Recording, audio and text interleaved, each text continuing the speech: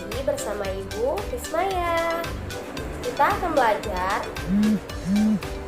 tema 1, subtema 2 dan 3, muatan PPKN yang berjudul Kerjasama dalam Keberagaman. Tujuan pembelajaran diharapkan siswa mampu mengidentifikasi, memahami, menjelaskan kerjasama dalam keberagaman. Apa itu kerjasama? Kerjasama adalah usaha atau kegiatan yang dilakukan oleh beberapa orang atau kelompok guna mencapai tujuan bersama. Persatuan dalam keberagaman dapat terwujud karena sikap saling menghargai, saling menghormati, saling menolong, dan saling bekerja sama. Dengan adanya kerjasama yang baik, maka kelompok itu akan lebih menyenangkan dan tujuan kelompok lebih mudah dicapai ya anak-anak. Contoh kerjasama dalam keberagaman. Yang pertama, kerjasama di rumah, seperti membersihkan halaman, membersihkan rumah. Contoh kerjasama di rumah yang lainnya yaitu membantu ibu mencuci piring, membersihkan rumah bersama ayah dan ibu, berolahraga bersama ayah. Contoh kerjasama dalam keberagaman yang kedua yaitu kerjasama di sekolah, seperti membersihkan lingkungan sekolah, piket kelas, dan masih banyak lagi. Contoh kerjasama dalam keberagaman yang ketiga yaitu kerjasama di masyarakat, seperti kerja bakti membersihkan lingkungan, membangun jembatan, dan masih banyak lagi. Ibu yakin anak-anak sekalian sudah melakukan kerjasama baik di sekolah, di rumah, ataupun di masyarakat.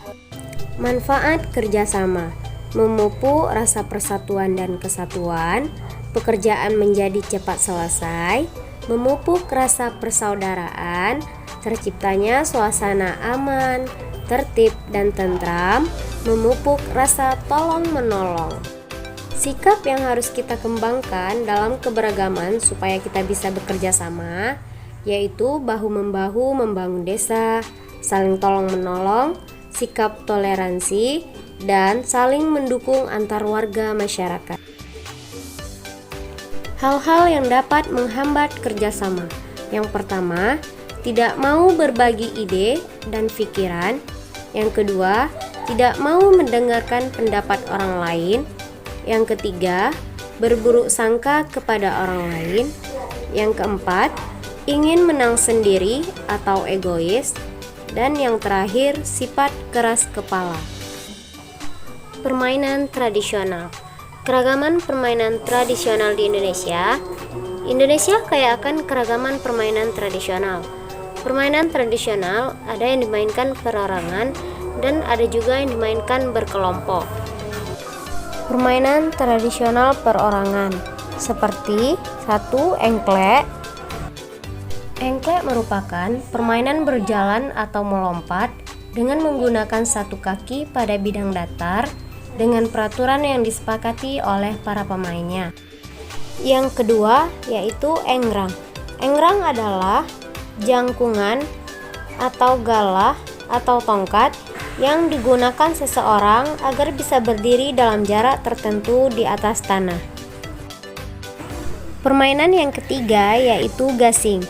Gasing adalah mainan yang bisa berputar pada poros dan berkesetimbangan pada suatu titik. Gasing merupakan mainan tertua yang ditemukan di berbagai situs arkeologi dan masih bisa dikenali. Selain merupakan mainan anak-anak dan orang dewasa, gasing juga digunakan untuk berjudi dan ramalan nasib. Permainan yang keempat yaitu layang-layang. Layang-layang atau wow merupakan lembaran bahan tipis berkerangka yang diterbangkan ke udara dan terhubungkan dengan tali atau benang ke daratan atau pengendali. Layang-layang memanfaatkan kekuatan hembusan angin sebagai alat pengangkatnya. Dikenal luas di seluruh dunia sebagai alat permainan. Permainan tradisional berkelompok. Yang pertama yaitu bentengan. Benteng adalah permainan yang dimainkan oleh dua grup Masing-masing terdiri dari 4 sampai dengan 8 orang. Masing-masing grup memilih suatu tempat sebagai markas, biasanya sebuah tiang, batu, atau pilar sebagai benteng. Permainan tradisional berkelompok yang kedua yaitu ular tangga. Ular tangga adalah permainan papan untuk anak-anak yang dimainkan oleh 2 orang atau lebih. Dalam permainan berkelompok harus bekerja sama agar dapat memenangkan permainan. Baiklah, Ibu akan menjelaskan manfaat memainkan permainan tradisional. Yang pertama, upaya melestarikan budaya bangsa.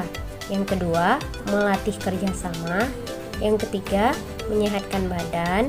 Dan yang terakhir, melatih sportivitas. Demikianlah penjelasan materi dari Ibu hari ini.